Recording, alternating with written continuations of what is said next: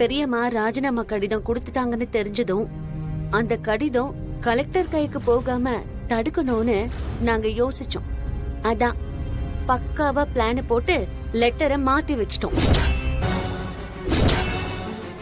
புவனேஸ்வரி, உண்மையை சொல்லுனா என் அப்பா போன் பண்ணதும் என் அம்மா பதவிய ராஜினாமா பண்ணிருப்பாங்க. அதுக்கு பை எலெக்ஷனுக்கு வேலையா ஆரம்பிக்கணும்னு தானே நீங்க இங்க வந்தீங்க. ஆனா எப்படி அடி வாங்குவீங்கன்னு எதிர்பார்த்திருக்க மாட்டீங்கல்ல. இந்த பாரு, என் அத்தை மக்களால தேர்ந்தெடுக்கப்பட்டவங்க. அவ்வளவு சுலபத்துல அவங்க பதவி கையை விட்டு போயிடுமா என்ன? இல்ல நாங்க தான் போக விட்டுருவோமா? அத்தை இந்த பதவி காலம் மட்டும் இல்ல, இனிமே அவங்க தான் இங்க நிரந்தர நகரமன்ற தலைவி. இனிமே உங்களுக்கு இங்க வேலை கிடையாது, நீங்க கிளம்பலாம். நீங்க பாரு, எங்க பெரியம்மா முன்ன விட எப்படி இன்னும் கம்பீரமா உட்கார்ந்துருக்காங்கன்னு பாரு. இனிமே அந்த சீட்டை உன்னால அசைக்கவே முடியாது. நீ பஞ்சாயத்து தலைவி ஆகணும்னு ஆசைப்பட்டது வெறும் உன் கனவுல மட்டும்தான் நடக்கும்.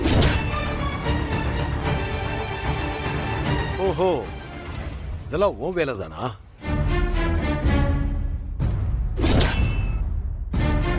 மறுபடியும் ஜானகிய பதவியில உட்கார வைக்கிறத நீ பார்க்கணும்னு தான் உன்னை இங்க வர சொன்ன. நல்லா பாத்துக்க, ஜானகிதான் இந்த ஊரோட நகரமன்ற தலைவி. அதை எந்த கொம்பனாலையும் மாத்த முடியாது, முக்கியமா உன்னால. அதை நல்லா தெரிஞ்சுக்கோ.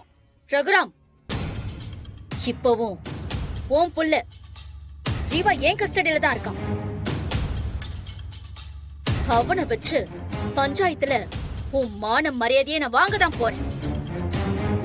அவனை உன் வாரிசை நிரூபிச்சு அவனை உன் வீட்டுக்கே அனுப்பி உன் மொத்த குடும்பத்தோட நிம்மதியும் நான் காலி பண்றேன்.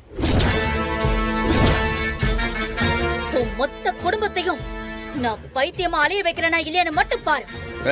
அதை நான் நடத்தி காட்டுறேன்.